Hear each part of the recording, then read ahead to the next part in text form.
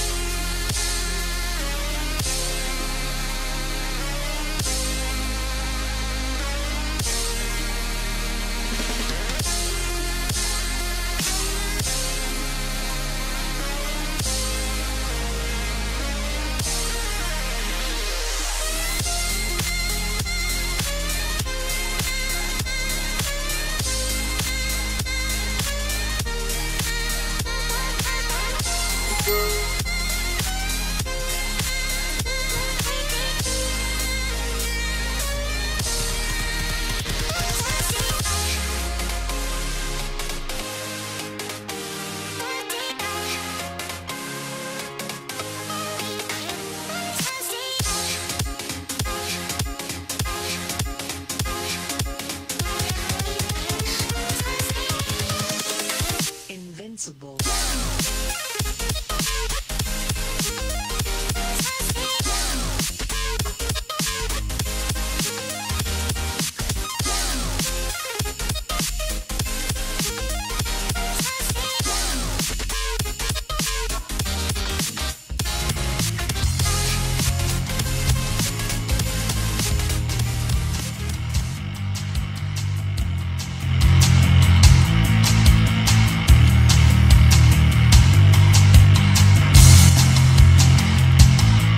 What's up, everybody? Welcome to Wheel of Judiciary! Having some broadcasting issues. Facebook was letting me finally broadcast on my profile, but then it said something went wrong. And just a couple seconds later, I saw people were commenting on the video that wasn't going through. So here we are. We're broadcasting on the March's page. I'm super excited about this episode of Wheel of Judiciary because for the first time there's other shows involved in it. So Law for Dummies on Kirk's Law Corner page. His show is featured. He has 2 questions in here, as well as the Far From Normal show. And the rules are slightly different. They're the same if we get 2 participants, but we can play the game with 1 participant or many participants. So right now we have one person who just called in. Let me make sure that the volumes are all correct here. I think I'm a little bit low. That should be better. And we have a caller from 0347. Welcome to Wheel of Judiciary. Hello, caller. You are live. This is the 832 number. 0347 832. Yes. Yes. This is the 832 number. Oh, okay. Who am I speaking with? Crystal. Crystal. Where are you from, Crystal? Texas. You're in Texas? How old are you, if you don't mind me asking? 23. Oh, 23. Okay. You sound very young. Yes. One time, I had, I swear to God, a child my son's age call into the show, and I wasn't exactly sure what to do about that, so, but that's great. Are you ready to play? Yes. Awesome. Yes. I'm having some issues with my audio. Judiciary! But I have two of them, and I have that and the time music. So that's a little loud. I'll turn that down again. That's up. That's down. Alright, so we just need one more caller. Let's see, who's watching? Oops. Yo, yo, yo, Bud Vino is watching. Somebody call in.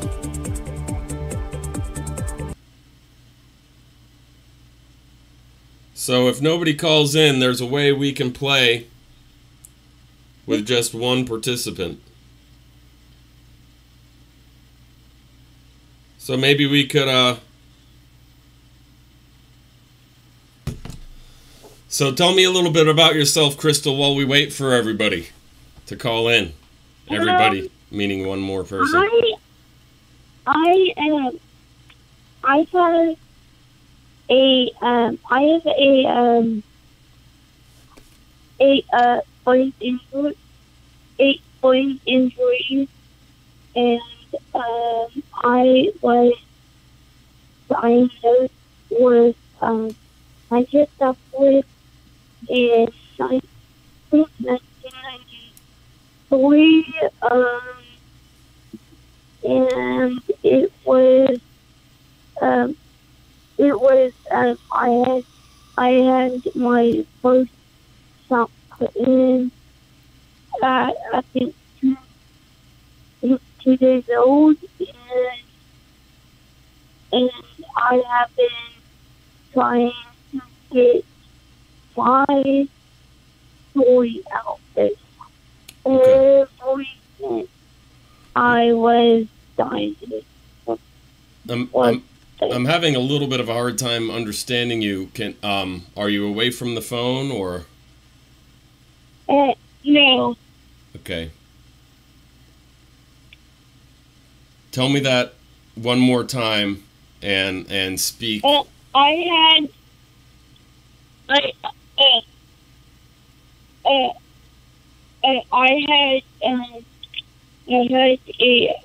I was diagnosed with hydrocephalus, and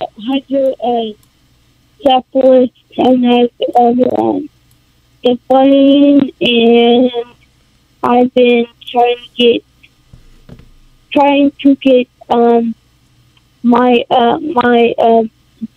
the hydrocephalus,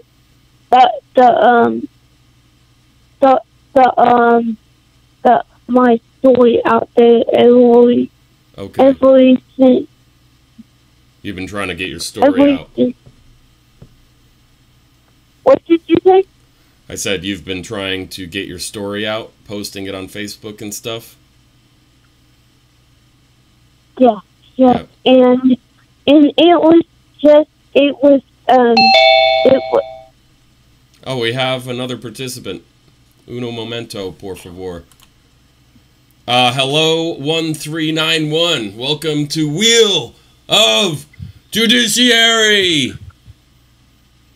Yo, and yo. Bud Vino, brother. What's up? Thank you for Fog, calling in. how you doing? I'm good, man. I'm good. So, Good. Hey, first of all, I got to say, when we start out, I love those chops you got going on there, pal. Yeah, I trimmed them down a little bit. Sometimes they get too bushy. Looking good. Thank you. Hey, that happens. I don't have that problem. I wish I did. So, what's going on tonight, my friend? Playing Wheel of Judiciary with the new... Well, I knew that. Yeah. I'm new at this game. Okay. Well, have you ever watched the show before, the Wheel of Judiciary? I have. Okay. I have, and especially lately. And so it seems like it's interesting, and I saw some of the clips that you put together.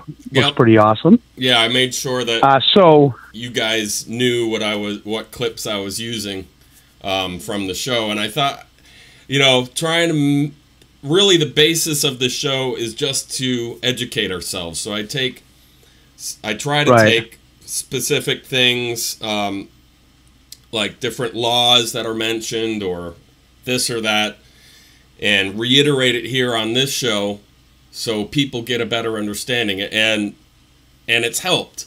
And I've tried different ways to try to make it easier on myself, because it's like 8 to 10 hours of work for a 1 hour show. Well, sure. Yeah, and you know what, though, Ted? This is all part of what we talk about, empowerment. And we all mention it, and Jesse mentions it a lot. Yeah. Ignorance weakens you. And ignorance doesn't mean dumb. It means not knowing. So it's an invaluable resource that you're putting forward to people and allowing them to. It's about empowerment, and knowledge is really power. Yes. And the more you know, and the more you understand what you learn, the better prepared you're going to be. Whether it's the family court system or just in life in general, it's a confidence builder. It's all about empowerment. I applaud you, Ted. Thank you, Bud. You're always a very uplifting soul, and I appreciate your words of encouragement. But on top thank you, brother. You got talent. I told you that a long time ago, and you definitely have something going here. Looks like a lot of fun. Yeah, I'm not too good at these games, but hey, I like it. It's not a big deal. You don't have to be good at it, because what it's all about is learning something, and the people watching who may not want to call in learning something, and you can win a shirt. That I didn't know. Right. I used to be, we've had a couple of different sponsors since it started. And then for the event that recently happened, I made some shirts with the Marches logo and Million Parrot March on the front. But they actually didn't come in time, and I'm glad, because there didn't need to be two separate colors there mixed in with everything, and it wasn't really the right setup to be selling a product anywhere, because things just weren't meshed well. But so I have a few of these available, not very many, but you can see them if you're looking at the video. They're down in the bottom. I'd be proud. Corner. I think I may have seen them. I'd be proud to rock it. And I know I'll give a shout out to Pete McNeil out there, and Brenda Johnson, and Jesse Weiner, and Jay Moss. And Brenda has been mentioning a lot. Jay and I talked about it at the inception of the show. Yeah. I'm doing something to that effect. And Brenda has really been rolling with that privately, as you know, Ted. And I give a shout out to the man who makes it all work in the end, Ted Fogg, who I'm speaking with. But a great idea. Yeah, no, you guys should have, we should get a shirt going. I'd love to have a Far From Normal shirt. That would be awesome. Yeah. We've been throwing around the ideas. I think it's going to happen sooner rather than later. Yeah. There's some pretty inexpensive ways to do it. I only have a few of these shirts because they were made, right at the last minute. So, I mean, they were a little bit more expensive than I would have liked. But, I might as well get rid of them. I've only got a handful of them. Well, sure. And what the plan, I think Jay and I talked about early on, was kind of just getting, and as you know from being in the private group now, is getting some test ones just for us on the show, and maybe just to see how people receive them. See how people like them, and go from there. The idea is, I'm sorry, Ted, putting a little money into the show and then getting something aside, some sort of a fund to help, in some way with, we haven't totally figured out how to do it in terms of helping parents out there trying to get their kids who just want to love their children. So that are good, healthy, loving parents. So that's what those are the ideas that are in the very early stages in the infancy. So yeah, it's great. That's a good discussion to have. That's what it's all about. I mean, for me, it's spreading awareness. So I'm hoping somebody, beyond educating ourselves, somebody might see this. Maybe the people who own Wheel of Fortune or something, and they try to sue me, and it gets in the news. Anything. That may happen, yeah. And that's not a bad thing. Right. Any press is good press, and that's what I'm looking for to spread awareness about what we're going through. Absolutely. I don't have a lot and I give a shout out to you. Give a shout out to you and all the men and women out there fighting, because and some people don't like to use that word, especially outside the movement. They think it sounds aggressive. Well, it really is a fight. This is a war. When it comes to the war for our children and to be helping, loving, nurturing parents to our children, everybody has that God-given right, so to speak, and it's a human right. Yeah. And people deserve it. The people out there hurting, you're not alone. No, you're not, and that's so. Don't be scared to voice what you're going through, because we're here waiting for all of you to start being vocal. We're waiting for the millions. Exactly, and that's what it's about, Ted. You hit the nail on the head once again. That's why I've always been drawn to you, because that's what it is about. People, and that's what it is, fear. And the second, I see it all the time, and we saw it a couple of weeks ago with Diane Lyons, our dear friend here in the Granite State. Love Diane. Once she got on, I know she didn't sleep that night, and I know she was empowered. We had a discussion the next day, and I love that woman, and I tell you what, sky's the limit. Sky's the limit for that woman in the Lion's Den.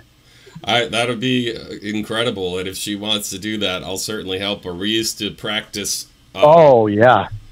With Marco Polo, we used to practice so she'd get over her fear, because she does have a voice, a very strong voice. She's got fire in her eyes, So as soon absolutely, yeah. It's funny. I get written to a lot. Even just tonight, I'll give a shout out to Brandon Hagen out there. People that feel empowered, they see these shows and they want to even do their own shows, and they and I say go for it. Yeah, I say the people out there that want to be constructive and they feel empowered by seeing what we're doing, man. We put our pants on the same way as everybody else. Yeah. It's just limits people have been pushed to, and go with that. If your heart tells you to go with that, go with that. And I encourage people like Brandon. I'd love to talk to you. As I told him privately, I'd love to talk to you, brother. I'm honored. And anybody that wants to kind of go for it, do it. Jump off that cliff and see what you hit. You might hit some nice, warm, nice, soothing water. Yeah, exactly. There's a guy, Paul Burton, down in San Antonio, who has a radio show down there. He invited me on it a couple weeks, a month ago. And he's doing the local thing. I'd love to talk to him about putting it on, the more I can do to help spread people's voices too, the better. But there's nothing, Ted, I'm sorry I'm sorry to walk on you again. I'm infamous for that. I apologize. Charlie Stecker out there, I'm working on that. It's when I see people that maybe see one of my videos or someone else where, everybody hits people at certain ways in terms of how they affect people in the different moods. But when I see someone getting excited, Ted, where they're like, no more, and they're almost in tears. They're like, no, they have these epiphanies where they say, wait a minute, and they see certain things and they act. And I see people getting empowered and standing up and saying no more in a constructive way. And that's what gets me off. Yep. That's what I love. And that's why my fire, even though, whatever my personal battle was for my son, even though that's, just about at the conclusion here, my fire still burns in that way for other people. And I'm so glad it does. And it does, trust me. I still get pissed off, infuriated, and I still try to do whatever I can. It's just hard with the never anticipated the influx of people in terms of how big of a problem this is. But we'll get there together. Yes. Yes, we will. And so let's get started. Okay. Yeah. So how this works is, since we have 2 participants. Crystal, you still with us? Oh. I think Crystal I may have talked... I'm not sure if Crystal is 100% with us or not. I know she wants to get her story out. We may need one more participant. Somebody please call in. We can play with more than 2, by the way. Oh, yeah. I know there's people out there listening. And I tell you what, come on and make me look foolish. I implore anybody to come on and knock me right off of that cocky perch of mine. I'd love it. Kimberly Fry. Kimberly, you call in. Yes. I see it. It's the great thing, Ted, is too, as your talents and Jay Moss's and Jesse's and Pete's and Brenda's and everybody that participates on the show and makes it so wonderful, and all the people out there that give us their input. I say it all the time. Everybody has their talents and their strengths, and when you see it come together, it really, in a benevolent way, where we all just want to see each other succeed, and it's a beautiful, wonderful, stressless, awesome, flowing thing. Right. It's all about putting the pieces together, and I think we're doing that. Being able to have this platform and help you guys put your show out there, which is, very empowering, very positive. And then Kirk's show. Kirk is just a wealth of knowledge with his personal experience and his personal research.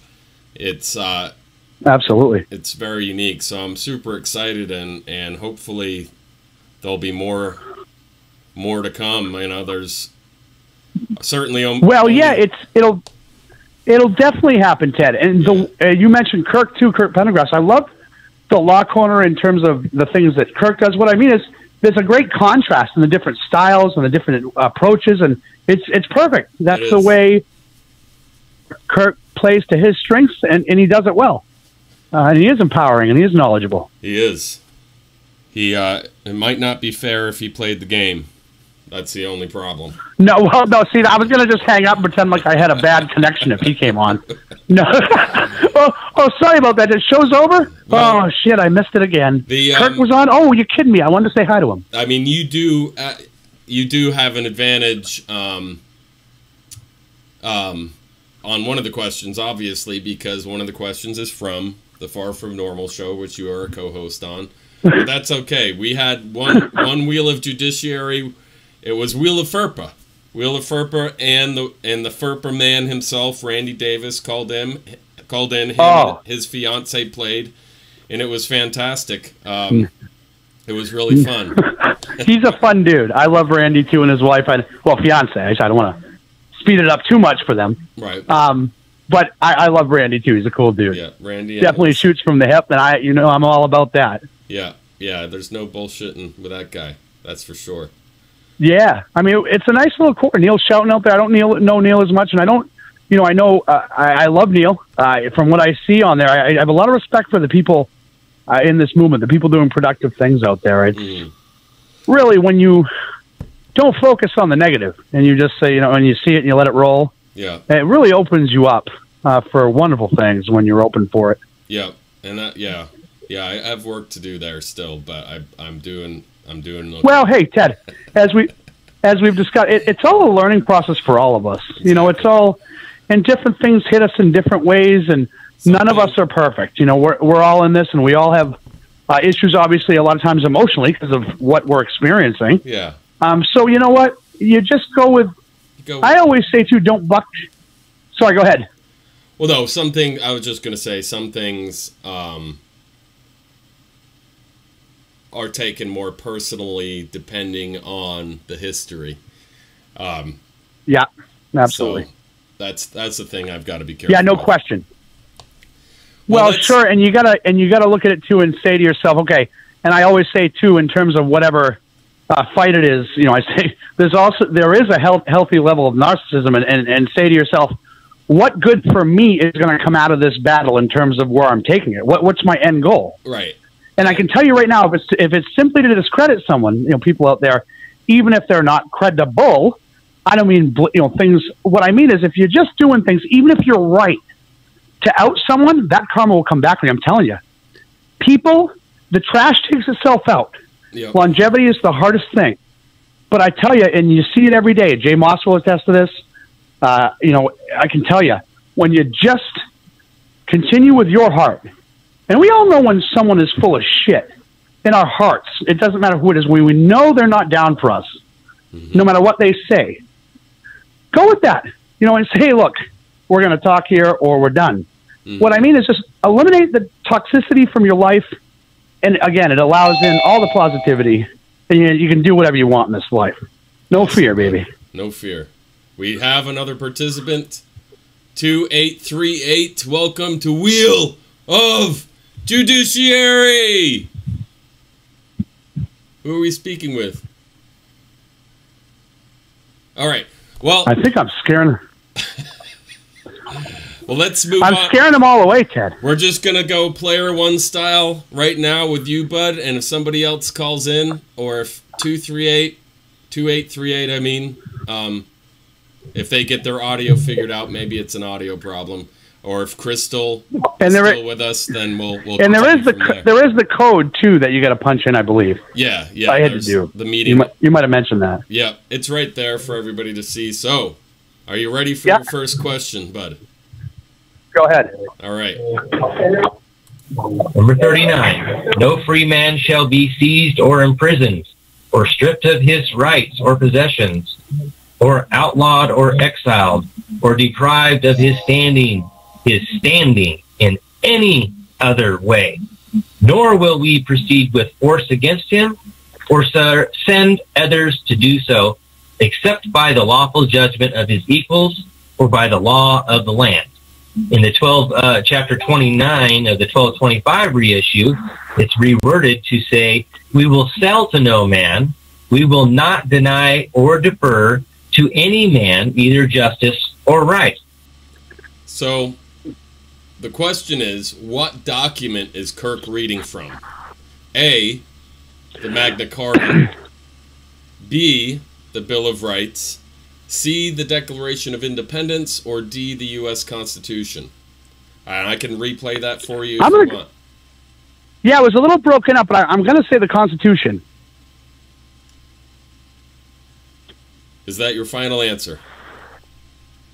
Well, I'll say that or the, oh boy. Yeah, that'll be my final, because I didn't hear all of it, but I'm not going to have him repeat it all. I should have caught it with the first few lines anyway. I don't have the all of my audio effects, but that is incorrect. I knew it. Is it? Tell me what it is. It is. Well, I'll let Kirk explain it. Here we go. You ready? Boom. For those of you that don't really quite understand that the Magna Carta is really a starting point of our rights, I'll take you to the annotated Constitution, page 1401. The right to a speedy trial may be derived from a provision of the Magna Carta, and it was a right so interpreted by Lord Coke. So, it's the Magna Carta, and I'll explain what it is. There's a picture of it right there. The Magna Carta, or Great Charter, was created in 1215 in England. Many of the ideas first codified in this document were used by America's founding fathers. In 1215, King John was on the British throne and recently excommunicated after a falling out with the Pope. In order to get back in the Pope's good graces, he was required to pay money to the Pope. In order to pay that money and wage war on France at the same time, King John imposed heavy taxes on his subjects.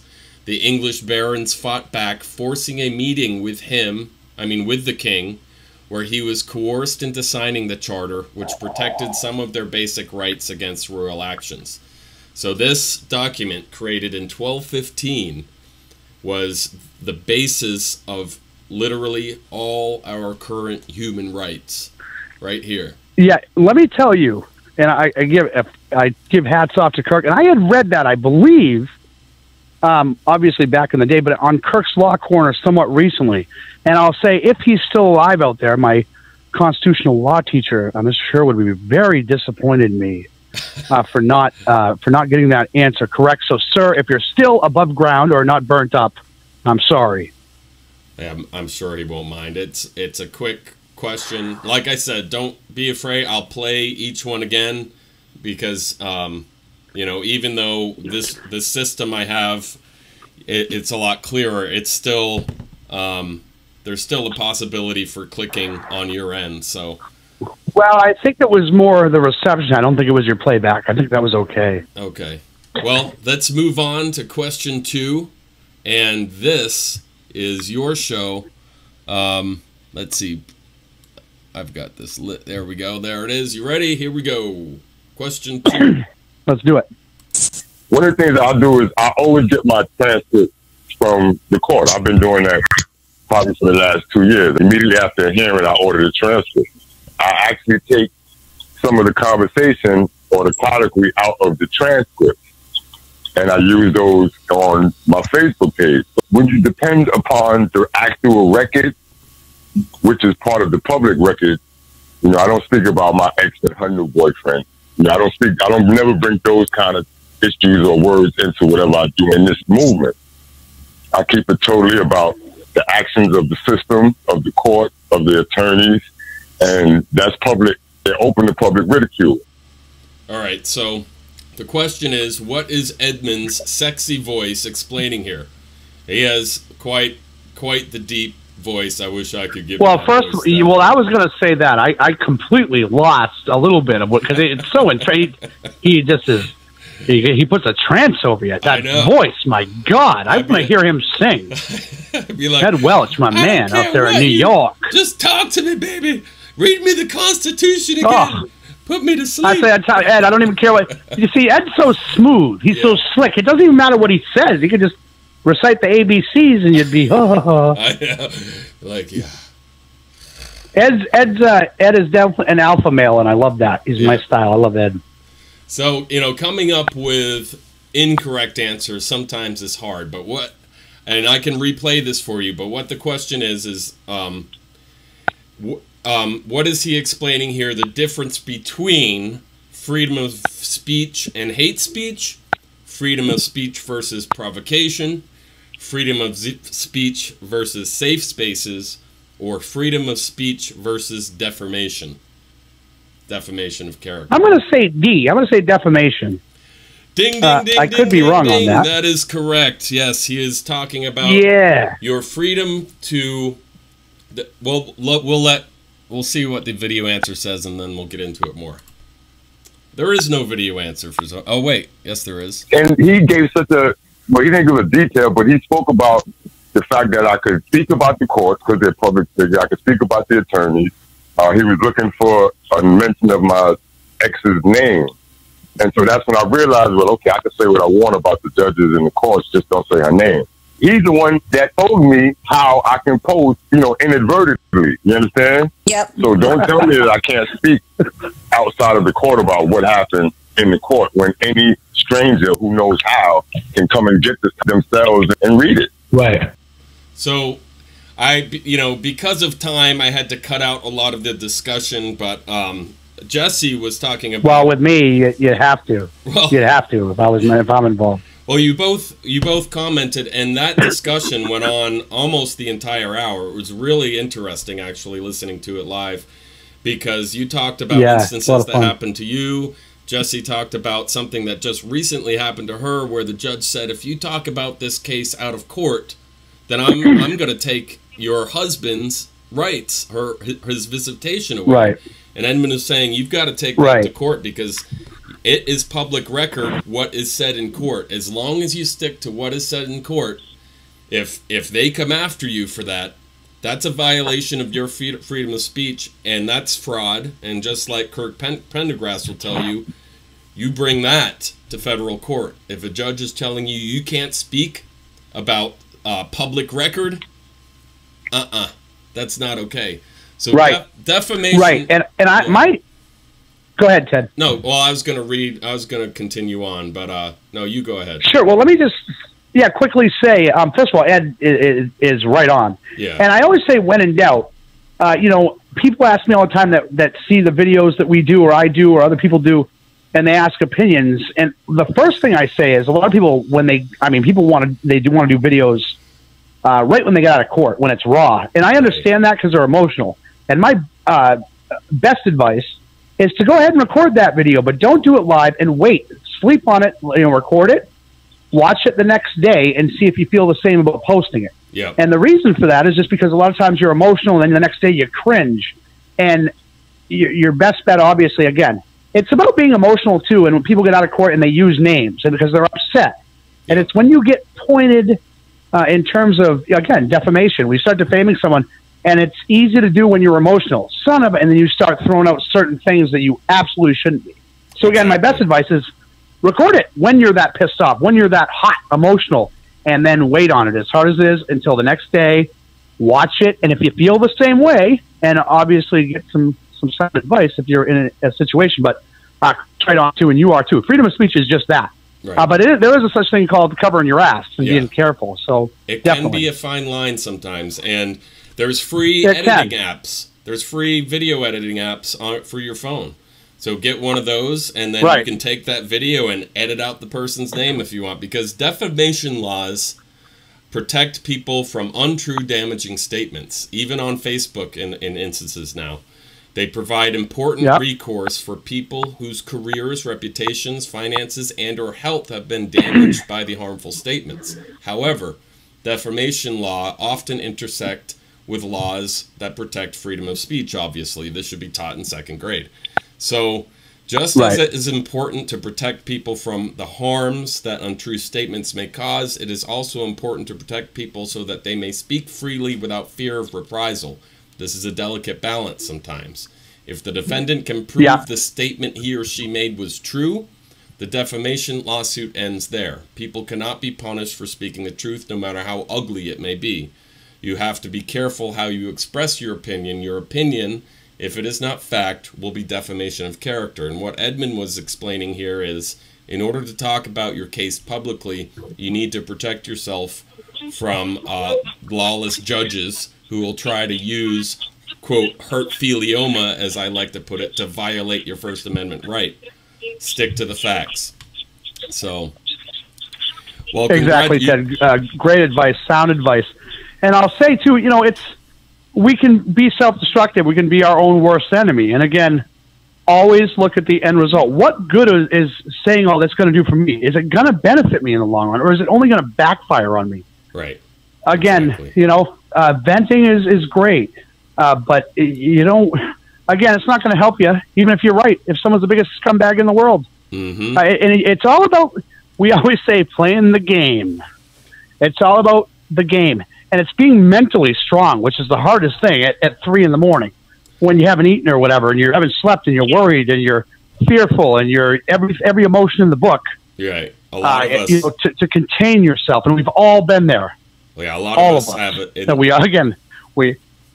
with PTSD comes, anxiety, depression, and insomnia, and a lot of us will find ourselves. Oh, without question. Yeah, up all night for no reason except we just can't sleep, and that's when your mind is racing, and you need to be careful what you say. Absolutely. Well, let's go right on. And you're right on about the PTSD, Ted. And I hear about it all the time, and even the things I experience, most people don't know is mine are mainly what I deal with is nightmares, real bad. Oh wow. Stuff like that. And I know in terms of when I didn't have my son, and I see it from other people, and insomnia is so ridiculously common in this, and people get worried, and what you got to do is you got to find some sort of outlet.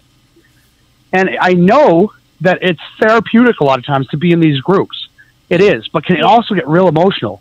You can lose track of time. All of a sudden you're like, wow, 4 hours went by and I'm real heightened because you got to back away, watch a funny movie, watch something that makes you somehow, people say all the time, oh, I can't do that. No. You got to be mentally stronger than that. Right. Be a good friend to yourself.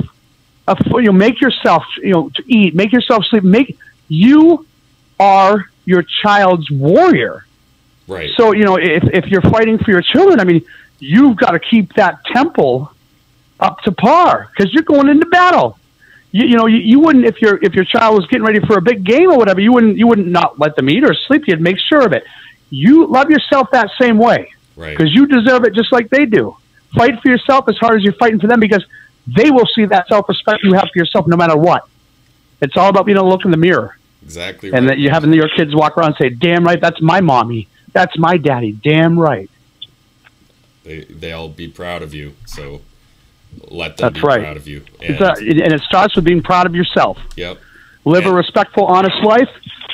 Be a good friend to yourself. Everything falls into place when you start loving yourself. Yeah. Now, one thing I do is I make sure I'm up when my son goes to school, so I can just send him a text, or a Snapchat. He's not on social media except for Snapchat, and just having that text. Sometimes he responds, sometimes he doesn't, but he knows that I'm always there, up with him when he's up. That's right. That helps a little bit. That's right. That's the key. Yep. Get yourself into a positive place. And it's funny because there was the meme I saw, and I've always remembered it. In a society that profits from your self-doubt and insecurity, loving yourself is a rebellious act. And it is. This society puts us in this position to where most people in the society are on drugs, whatever it is, to try and help them. And I'm not saying that it's not needed in some cases, but this society will make you believe that you have to. These are miracles. Whenever you're relying on something totally for your emotional well-being, and you wonder why you can't get there, you've got to sometimes dig deep, acknowledge certain things, recognize them, get through them, and defeat them. Going back and replaying everything in your head is only destroying you. The only reason to go back with things, folks, is to unburden. And once you unburden, you move on. And if you keep going back, there's a reason for it. Get it done once and for all, for you and for the kids. It's a good point. You don't want to regret too much, but if you have a regret on something, then go back and take care of it so you don't have to have that regret anymore. Well, that's a great point. I always say, too, I don't even use, and I've said it before, too, I don't use the word regret, because no such thing, because you can't go back. But if you can fix it, fix it. But don't regret anything, because, again, you can't do it. That's just self-abuse of, I'm going back. And if you can fix it, fix it. If you can't, do better the next time and let it go. Good. If you've acknowledged it, whatever it is, and you've tried to fix whatever, do not keep beating yourself up. It's not helping you. Right. Unless, it's not helping you. If you acknowledge it, move on. Again, I don't use the word regrets. I don't use the word I don't use the phrase things that happened to me. I say things I've experienced. Again, it puts a negative kind of a spin on it, for a victimization mentality. Things people did to me. No one did anything to me. They do their thing and I react the way I do. Exactly. And that's the way you got to be strong in that. You're not a victim anymore. It's good advice. Acknowledge it, kick its ass, and move on. Yep. Yeah, we don't need to have a victim mentality. Yeah, and I'm not minimizing certain things people have experienced. No, not at all. But you gotta get a grip on certain things for yourself and defeat it. Don't let these things control your life, or people that have victimized you. Let them keep doing that, and empower yourself and knock it out. Oh yeah. Get that stuff out of the basement, so to speak, as Rocky Balboa said in 2006. Get that stuff out of the basement. All right, bud. Are you ready for your third question? Oh boy, sure. There's three. Unless you're the only player, and then you'll have six. But you have three. With two that's fine. All right, here we go. In your case, in Texas, or at least your county, your jurisdiction in Texas, you are allowed a jury, which is unheard of in family court. And that's something that I still want to delve into a little bit more as to the wording in that county, how we can all kind of apply that across the U.S. The trial was very difficult, to say the very least. Yeah. And as far as a trial, I had no idea just how special and rare it was, having never been involved with family law before my own situation. So the question here is, and I obviously wanted to look into this, so I did. I spent a lot of time researching this, actually. Where is it written that Texans have the right to a jury trial in divorce proceedings? A, Texas state constitution. B, Texas case law. C, it is not specifically written anywhere. D, it's offered by a third party. Well. Well, this was... Did somebody? I thought I just heard another voice in there, Ted. I did. Somebody's still with us. I'm not sure if that's Crystal. I think that's Crystal still. 603. Yes. Oh no, that's you, bud. 403. Like No, that was Crystal.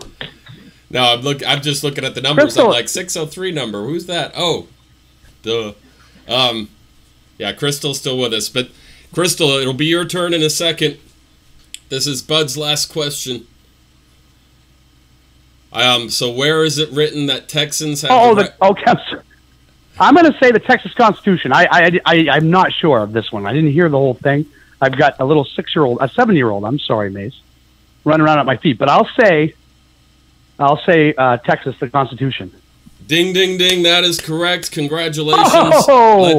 I don't. You're my good luck charm, best dude.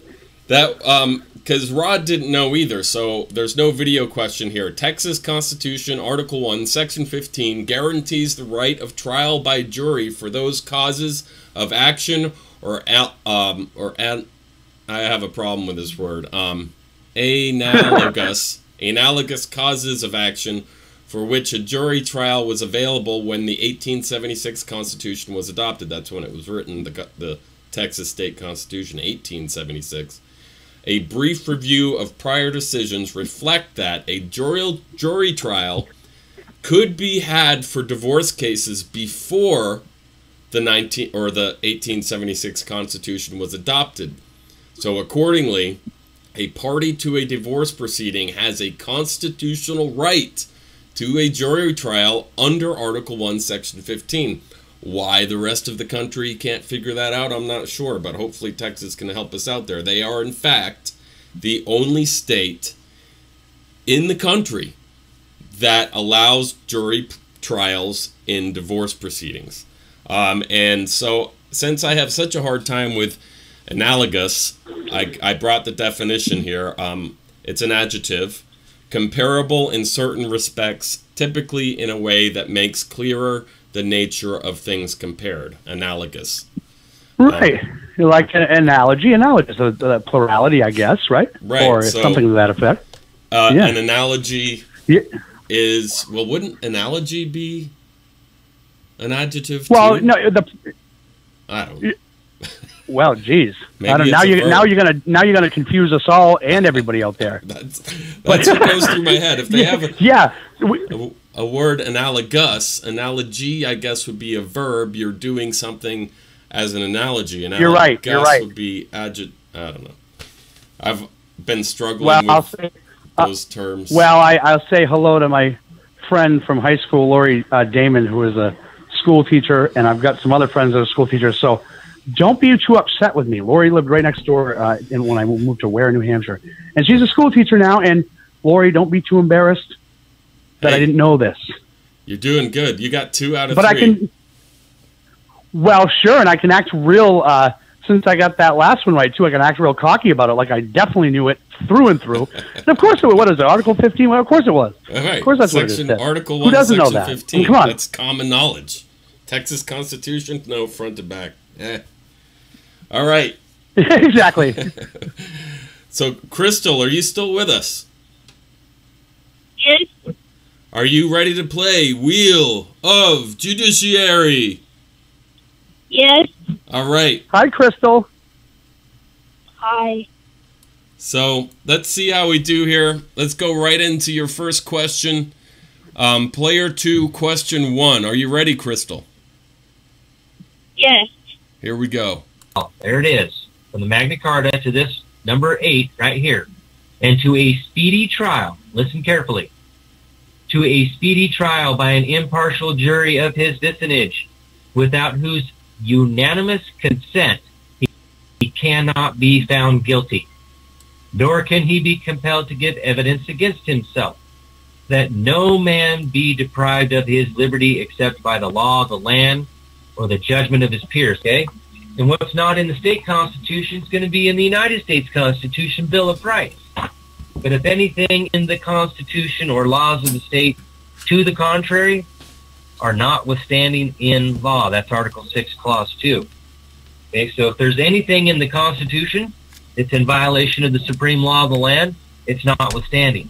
If there's anything in the state laws that are in violation of the supreme law of the land. It is notwithstanding in law.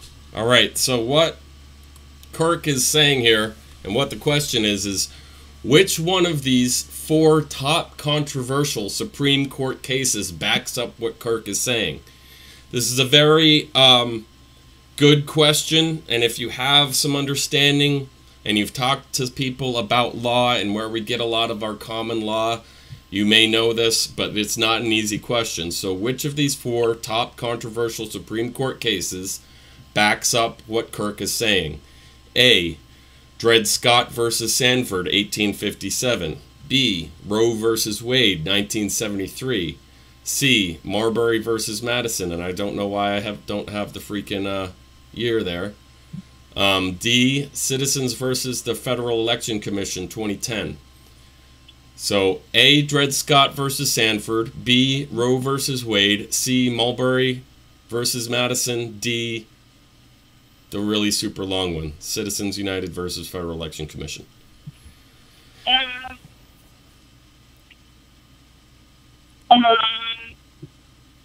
B?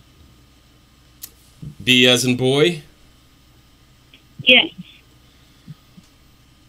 I am sorry, Crystal, that is a good guess, but let's go to the answer. I believe it's Marbury versus Madison.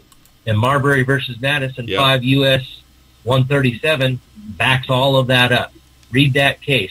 Anything that comes in conflict with the supreme law of the land is null and void from its inception. Not the day you go to court and brand it as unconstitutional.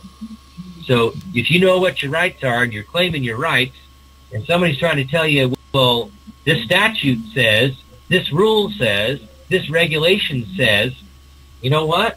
The law says different. Therefore, you're done. It's null and void. And if you try to use it against me, that's fraud. We're going to court. Kirk Pendergrass, you're awesome. That's all I got to say. You know, let me say this. First of all, Ted, I know that Kirk is watching, listening right now. Yeah. And Kirk is funny because I don't know Kirk that well, but I can tell you this. I'll use the analogy, wink, wink, of someone who's really, I know Kirk is out there right now, and he's one of those dudes that pulls his hair out when someone doesn't know the answer because he screams it and knows it in his sleeve. It's like someone who knows like stats on an athlete or a team. Right. And they're screaming at the TV. It's just, I know he's there right now. I'm going, Jesus Christ. Shake it. So, and I love that. I love that. He's type A like that. I love that about him.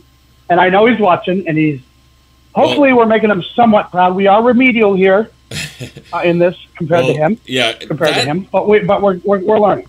Yeah. No, I agree with you. I think he is like that. Just like football stats or something. He knows this stuff.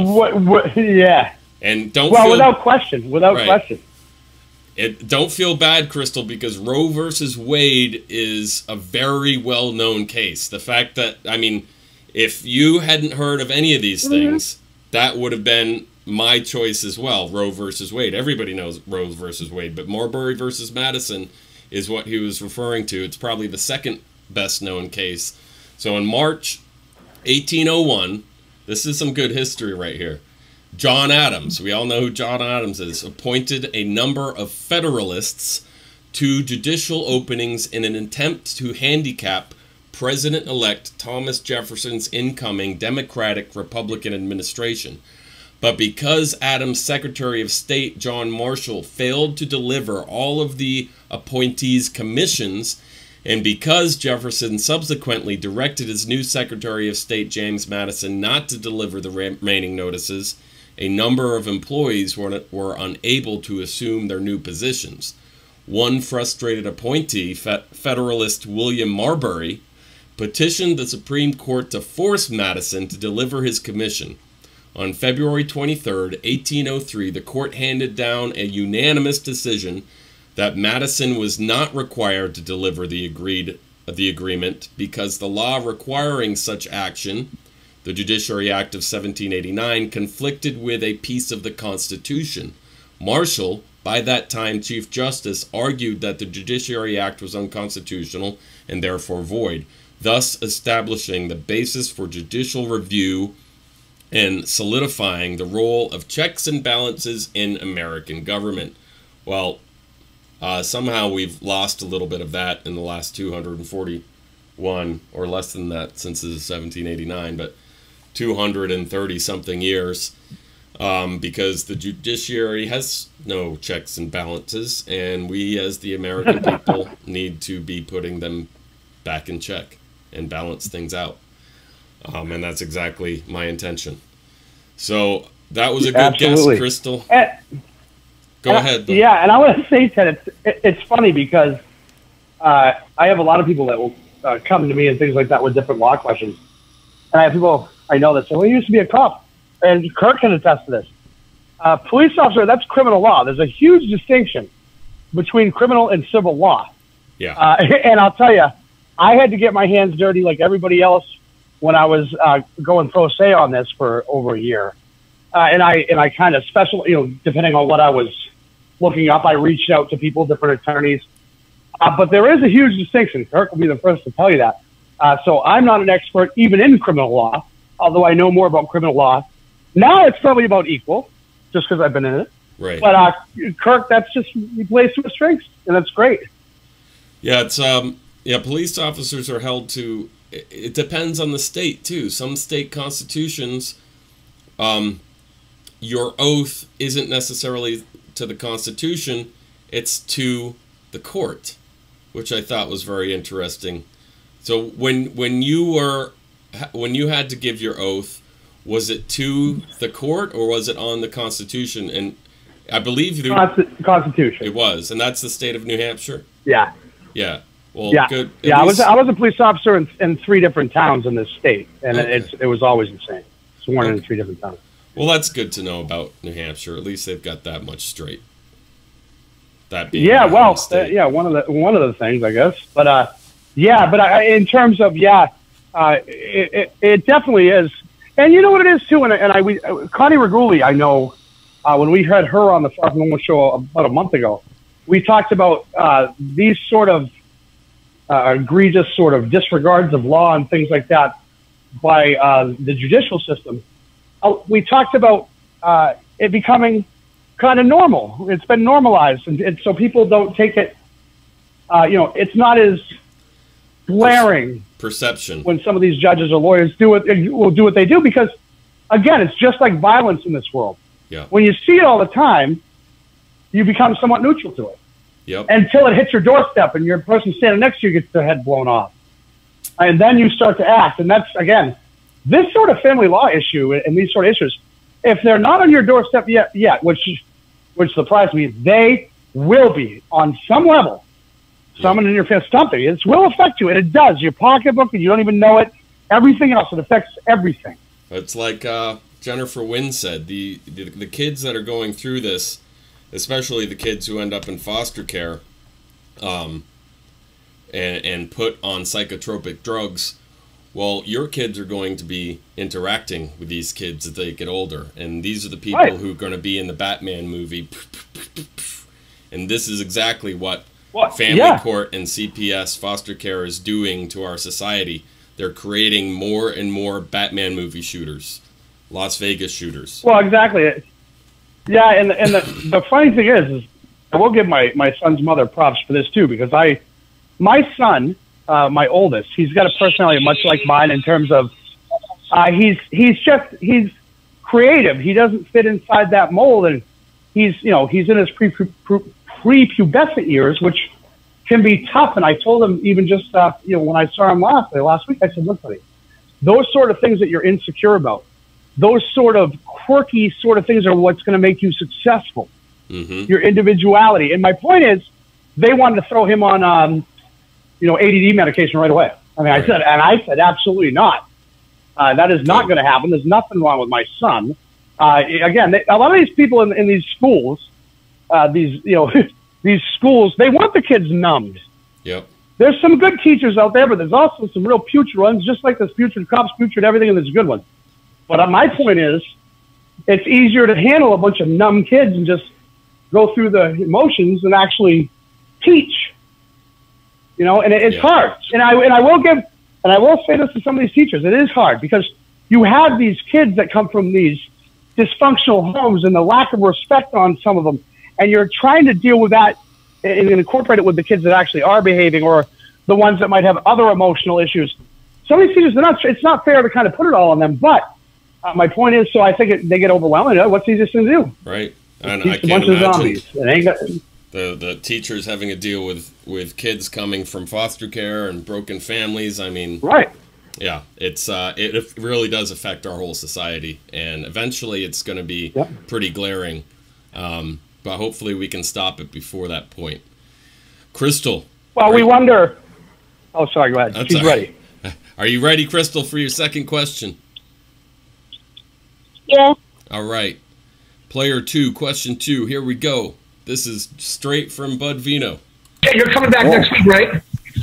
Yes, I will definitely be back next week. In the process, we kind of got a lot of bad news from the courts. That's how things are going to happen when you've got a fraternity like Jim was speaking about that are basically bypassing the system. These lawyers and these judges are all taking office or seats within the legislature. They're coming up with laws to protect their good old buddies. What we end up having in this country is we have 23 suicides a day for our veterans. Now, the group called Second Class Citizens put out a report that said 3/4 of those go through the family court system.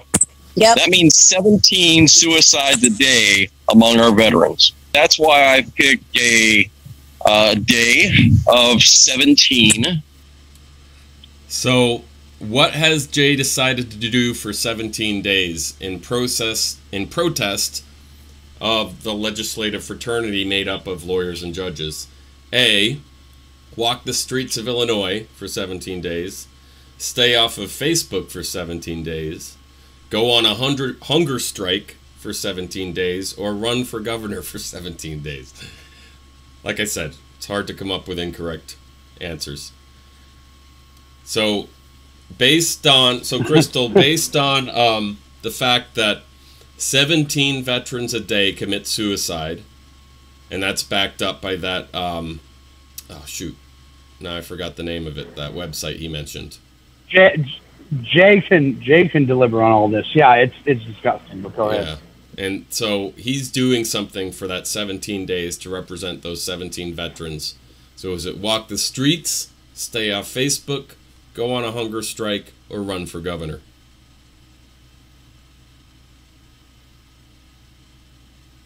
What do you think, Crystal?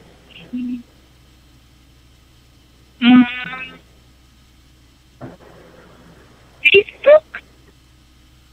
Stay off of Facebook would be incorrect. I am sorry. Let's go to the video answer. As a time frame for that hunger strike, at least to honor fallen brothers and sisters in this movement. And I thought it was very appropriate to do so.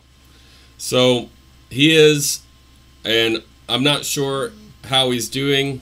Hopefully he'll be successful in this, but I put a little bit of info together about suicides, and I've done this before, and there's lots of conflicting numbers out there, but they're all within, you know, the tens, within like a dozen or so. But on average, there are 121 suicides a day, 3,025 attempts a day. Out of these, we know that white men are the leaders at 84 a day, though women tend to have more suicidal thoughts than men. The trend between the two is identical, interestingly enough. 22 are veterans, 17 confirmed court-related, 48 are children, 32 confirmed family court and foster care related. Approximately 1 youth attempts suicide every 3 minutes in this country, and one of them actually dies in the attempt every 2 hours. 2 out of 3 of these youths are victim of the divorce industry. Some are saying that legal abuse through the family court system is the #1 cause of suicide in the U.S. This is far beyond unacceptable. This is utterly unconstitutional. And if you can see the pictures, you can see a diagram of suicides in the year 2000 compared to suicides in the year 2014. It makes a lot of sense if you know what happened with the incentives in 1997. The differences. All right, 2000. Yeah, and when 2014. Ted, quickly, when I said disgusting, I meant that. I mean, it's disgusting that people are brought to that level. It's infuriating. It is. Unacceptable. 3,000 attempts. I forget how many there's well over 1 million suicide attempts a year. And so all told, there's about 40,000, I'm sorry, 40,000 suicides a year, over 1 million attempts, 121 suicides a day.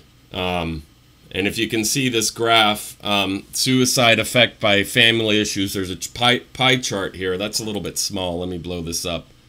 Oh, of course, it's behind everything. Let me go down here, and we'll just bring it up to there. So, suicides affected by family issues, we know for a fact that 30% is yes, absolutely, without question. The other is, they say is no, the 59%. And then 11% is undetermined. So this is why a lot of people are saying it's the #1 cause. A lot of people aren't, because for instance, this pie chart says that it may be a little bit less than half. It may be 2/3, or I'm sorry, 1/3, or a little bit more than 1/3.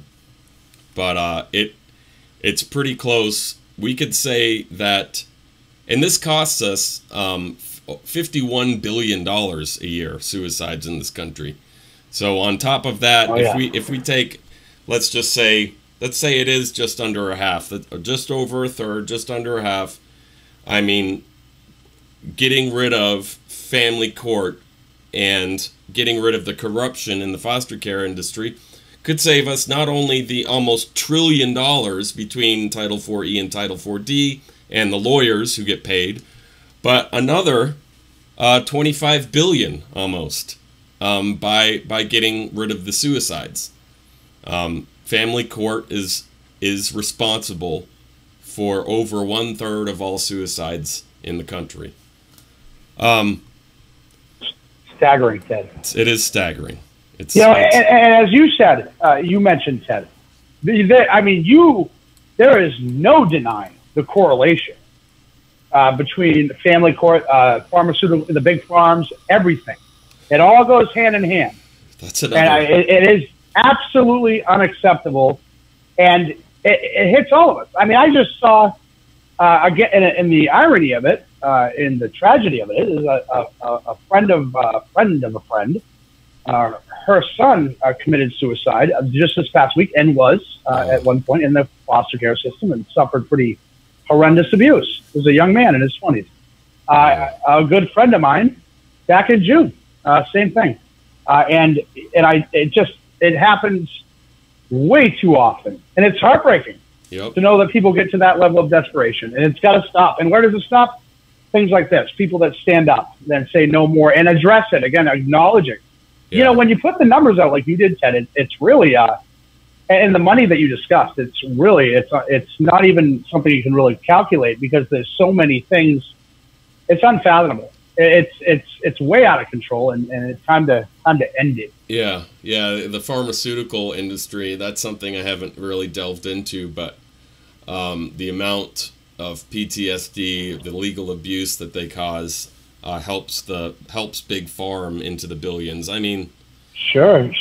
Everything put together, it's just what they're doing is unacceptable. Well, and is utterly. Well, Ted, what it's got to be now, Ted, is basically an assembly line for doctors, even if they are doctors who, take their oath seriously, because they're so overwhelmed. But again, I say to the people out there, when's the last time you went to the doctor and said, "Hey, I'm feeling really down. I feel kind of depressed." And the doctor said, "Okay, let's talk for a while." Usually, it's okay. Let me prescribe you this. See you later. Right.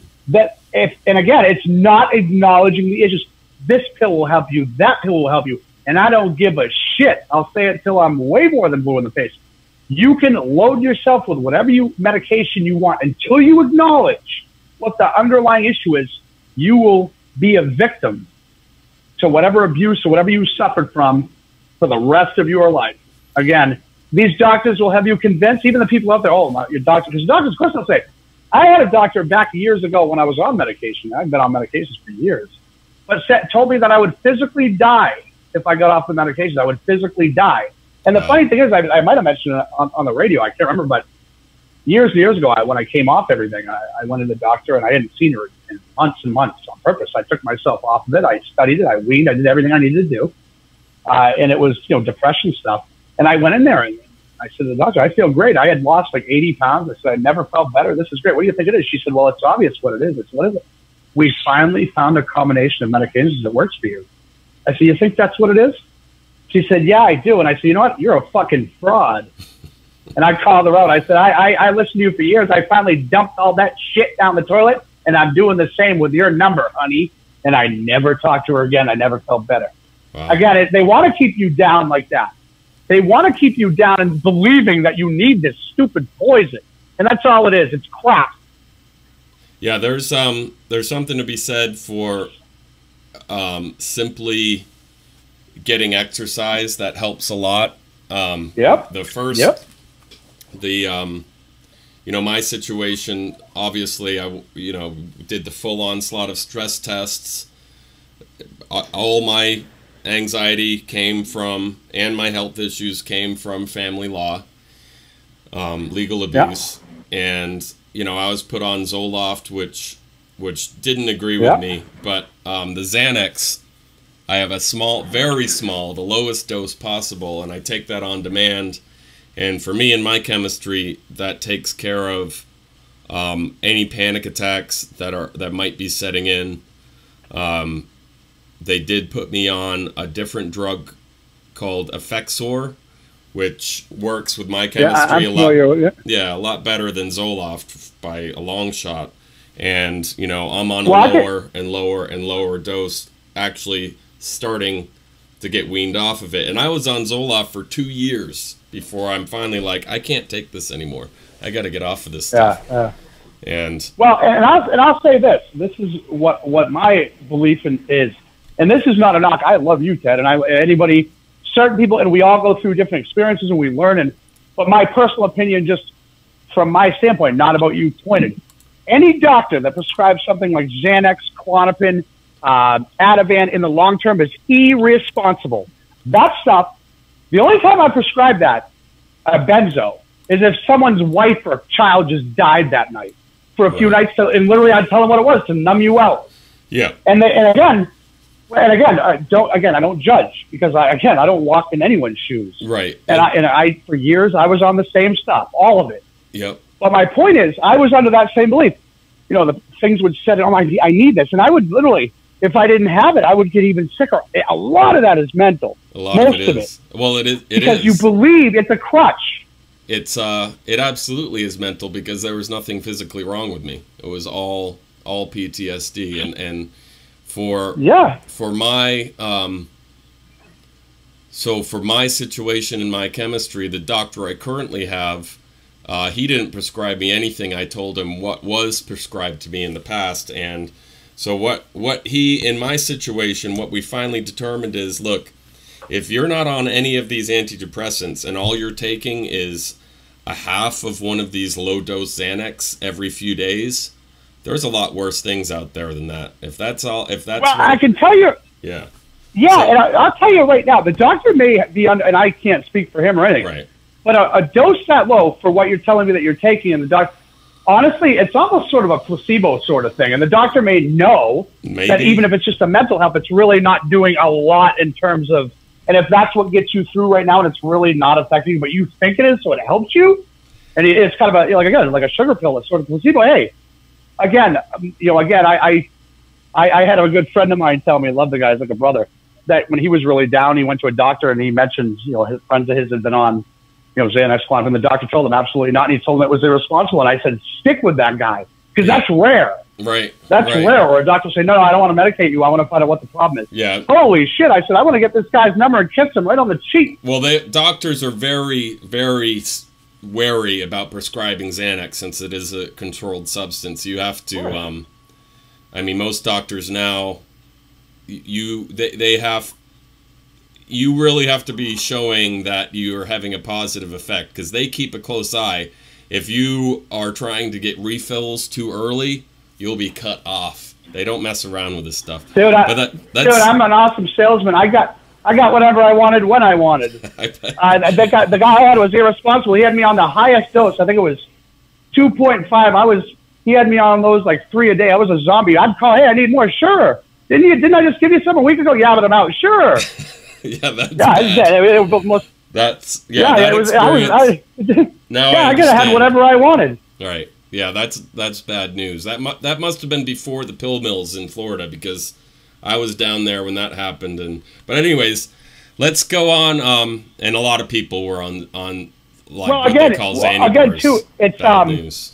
It depends on the doctor too. Again, see, lucky enough I didn't take too much advantage, but there are some great doctors. There's some that really. And the funny thing is, the doctor that I had this is back in 2001 or whatever, maybe before then, or right around then, 4 or 5. Anyway, I only had him for probably 6 months, and he said, hey, this is my last day one time when I was to see him. I'm moving to Canada. I'm going to practice there. Oh, there you go. So he was out. He was out of the country. So he's not around anymore. But again, I don't knock anybody, but again, it is about empowerment. These people make you believe you need this shit. It's true. It's not poison. It's about balance, and and it's good to hear different sides, because in this same family that. Oops, wrong thing. All right, well, let's move on to Crystal. Are you still with us? Yes. All right, let's go on to your third question. Player 2, question 3. Right. And this same family that has my 2 children is now brainwashing my children, just like they brainwashed the other kids, the aunts and uncles and everything, into thinking that their mom and dad did this to them. And did the dad really? I believe so. He's on the Megan's Law. Did the mom? I don't believe it, because I know that I didn't do it, and I was accused of it as well by the same exact family. Megan's Law, Megan's Law, Megan's Law. So obviously the question is, what is Megan's Law? A, the National Sex Offenders List. B, the Mandatory Reporting Law. C, a law preventing statutory rape. D, part of the Child Welfare Act. What is Megan's Law, Crystal? A, the National Sex Offenders List. B, Mandatory Reporting Law. C, statutory rape to prevent law. D, Child Welfare Act.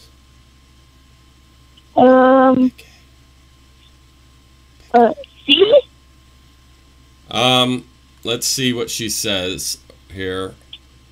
I believe so. He's on the Megan's Law. Oh, no, that's, so the Megan's Law is the name for a federal law and subsequent state laws requiring law enforcement authorities to make information available to the public regarding registered sex offenders. This was created in response to the murder of Megan Kanka, I believe you pronounce her name. But there's a picture of Megan, and here are some stats of the list, which is really high. Where is that thing? Image. There it is. So let's bring this up here. So if you look at some of these numbers, it's just absolutely incredible. But let's move on. Even though, Bud, you've technically already won, I'm going to give you both the tiebreaker question, just because it's good information. And so let's move right into it. Here's the tiebreaker question. And as I've done a lot of court watching, I watch a lot of these judges, especially the more experienced judges, where they don't pay attention to everything that's being said in the courtroom. They miss a lot as they are, as they have told me specifically, multitasking. They're listening, but not real intent, because for many times they've made up their mind. Their decision has been made. This is the 4th time I've seen this couple in here, and I know what I'm going to hear because I've heard it already 42 times this week.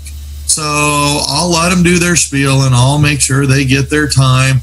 I got these reports I got to respond to, emails I got to communicate. I've got judgments from other cases, so I need to hurry up and type these up. So I'll do that because, I have a child that I've got to get to a baseball game or a football game. As they were explaining this, I'm going, oh, Lord have mercy. Where is our true justice? If you're not listening to what I say, then you're missing key parts of what I'm trying to explain. Rod is amazing, and he talks to a lot of judges in Texas, and he has a very good relationship with the judge in his case, as you know. And as he's going through trying to spread awareness about what he went through and how, his son Eric passed away, he finds, and in his court watching and talking to legislators and other judges, a judge or judges explain to him what he just told us, that they're not listening to us. They have so many things they have to do. They literally have to write reports, do other things, while they're listening to our testimony, our statement. So between juvenile court, family court, and the lawyers involved in both, we are spending $1 trillion a year for judges and magistrates to multitask as we give them our testimonies. What can the American people do to help fix this problem? That's just an open-ended question. And I'll just go right into the answer. For those of you that don't really quite understand that, number 39. Wait, where are we? Oh, I clicked the wrong thing. Let's say you automatically had 50-50 from the beginning. If you already had this figured out, you're talking about a case reduction, I would guess, close to 100%. You take away the abuse and neglect aspect, and the caseload is gone. It's evaporated. There's no reason to go to court if there's already 50-50.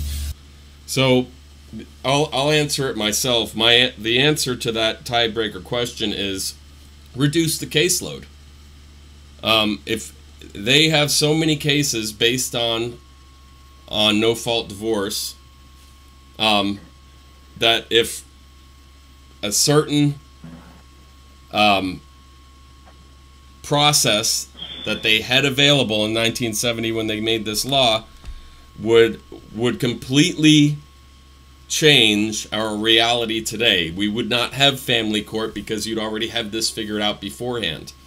So really, if you think about a solution to the problem, we don't need to be dumping more money into a situation that is causing trauma to millions of Americans.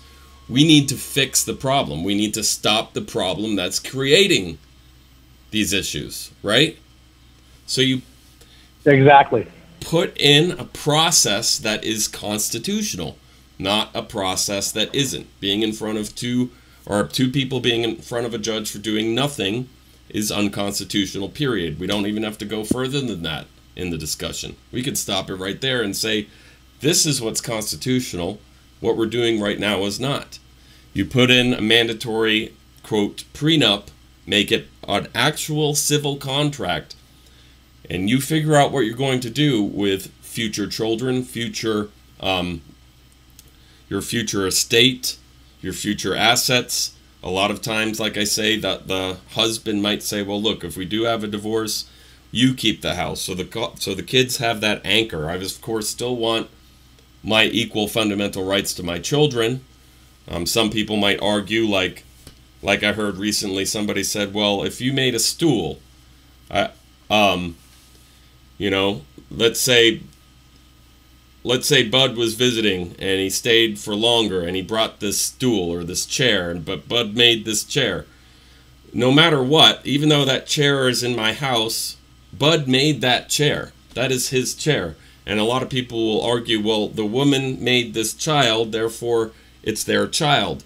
But I'm the guy who gave. I was the distributor of the wood. I wanted to hear how you articulate this in a great way. I am the distributor of the wood for that chair. Therefore, I have a vested interest in that chair. If I did not give you the wood, you would not have had the materials to create the chair. If it weren't for my baby batter, you wouldn't have had a bun in that oven. All right, and there's arguments there, but we both have equal fundamental rights to this child, 50-50.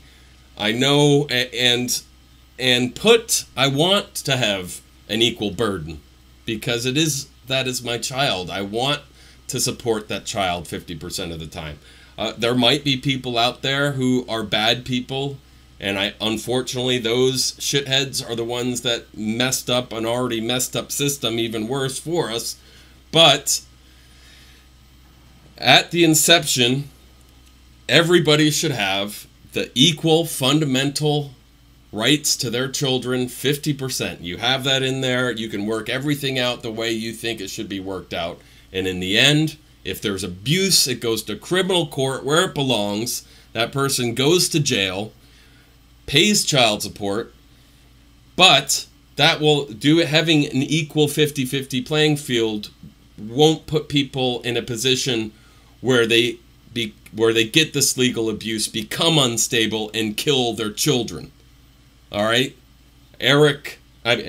Rod's situation is a testament to that. It needs to change. This wouldn't have happened to his son if they weren't pushed into this situation. Lucky for him, he was in Texas, had a jury, and the jury determined that he needed to have sole custody of his son for his son to be safe. He had the best interests of his child at heart. And that's not, that's just his situation. That isn't every situation. I'm not saying women or men are bad, anything. That's just his situation. But if they weren't put in that position, I don't believe she would have went off the deep end like that. They would have already had 50-50. Well, nobody could argue. They wouldn't be put in a situation where they're fighting over their kid. And that's what we need to stop. Yeah, and you really got... Go ahead. Yeah, stop. And you really got to look at, and I know there's case law on this too, and I've said it in court, more than once to the judge. Where does the child have the best chance to have a healthy, loving, nurturing relationship with both parents? And you got to really look at that, because if there's one that really is fighting against that just because they have a personal issue with you, you really got to. The judges really have to look at that instead of just.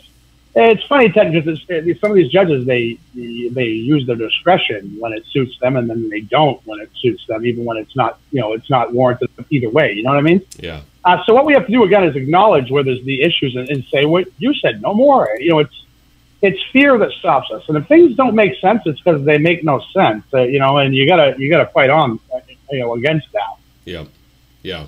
It's there's really, when you think about it, there's a simple solution to all of this, but in order to implement that simple solution, we need perceptions to change nationwide.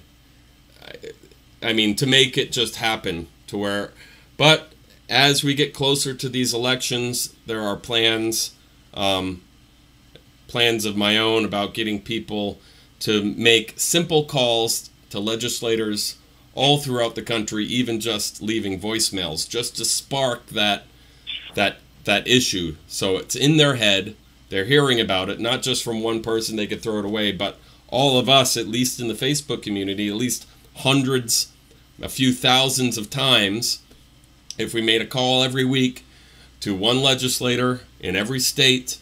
Maybe we focus on the Libertarians or the Republicans, I'm not sure yet. But if we can get at least hundreds of calls to each one, even if it's voicemails, even if we call it night, and they get 100 voicemails all saying family law reform, family law reform, family law reform, you know what's going to happen? They might wake up and talk about family law reform. That's well, yeah, and if you don't give them any choice, right, Ted? And I what comes to mind are warriors out there, right off the top of my head, Mark Ludwig. Yeah. Who's out there, with his feet to the pavement. People like Connie Reguli. People like Melissa Isaac, attorneys out there who are fighting for parents' rights. Melissa, in particular, father's rights, but overall, parental rights and parallel parenting, as Melissa so eloquently describes. And people like that hats off to the Ed Welches out there with the Disgusting Dads, you, Ted, people like that that are actually doing productive things. I think that needs to be said because, again, we all, you know, it's a lot of times doom and gloom, and it's all the, you know, but, and you look at and you see, as you said, things are happening even behind the scenes. And Mark Ludwig is a brilliant man with a huge heart and he's respected because he's respectable. Yeah, he carries himself and conducts himself in a way that makes his child proud. Yep. And I'm proud to know him, people like that. And that's what we need. And that's, again, he plays to his strengths. And so does Ed Welch with that sexy voice. You know, it all works out for us. Play to your strengths. Yeah, exactly. We some of us in our pasts, our education, our experiences, our connections. Mark has those connections in Missouri legislative. Connie, obviously, with her education and experience as a prosecutor, realized what's going on in the family law, switched gears, and she's helping us. And that's incredible stuff. Melissa Isaac, you know, she saw the damage done to her father, and so she focused on fathers getting equal rights in the court down in Alabama. And so we all take from our experiences and do what we can. Me, I'm a contractor. I like to create things. That's what. And since I couldn't use my hands, here's my surgery. There's my stitches. I couldn't use my hands for the last 2 years. I found this. I can create things, and I get almost the same satisfaction out of creating this for you guys as I did creating beautiful kitchens for people. So it's all what we can bring. Yeah, and it's also absolutely, and playing to your strengths, and it's all about networking. You know, I think of right off the top of my head, we were talking about Melissa Isaac and her affiliation with Jesse Warner, one of our hosts, our beloved hosts from the Sparkle Radio Show. These are Jesse fights tirelessly for parental rights, but also fathers' rights because of what her husband's experienced and her whole family, what they've experienced. So again, they connected, and then we've had people on the show that Jesse's connected with, and you know, Jay's connected. It's all networking, and if you're open to it, you will find people again that have different strengths, and if we all come together, we're unstoppable. Yeah, that's a fact. Well, hey, Bud, I'm sure I'll see you soon, so I'll probably give you one of these few shirts I have anyways. But Crystal, well, ship it over to please give it to Crystal if you only have one. Well, I would what I'm thinking about doing is Crystal has been such a trooper, and I have like I said, a few of these. Crystal, if you want to send me a PM with your address, I have some women's shirts. I'll send one to you anyway. So give me your PM me your address, okay? Private message me. That's great. That's great. Well, rock that, Crystal, and I will let you go, Ted. Yep. I know if you want to wrap up if you're doing the last half of your show. I didn't expect to be this long, but I appreciate it, and I'm honored, and I appreciate the people listening out there. And thank you, Ted, for challenging me tonight, and for all the people out there, Kirk Pendergrass, Jay Moss listening, everybody out there, Jesse Weiner, Pete McNeil, and Brendan Johnson, everybody out there fighting. Keep fighting. Love you. Much love. Chins up. We'll see you Tuesday, 8 o'clock Eastern Standard Time, Powerful Radio Show. Thank you, Mr. Farg. And we'll be talking to you soon, everybody. Thank you. Thank you, Bud. Yeah, that was great. Really, thanks a lot, Bud. That was another longer episode of Wheel of Judiciary, which is fine by me because it takes 8 to 10 hours to create that show. And thank you, Crystal, for participating. I really appreciate it.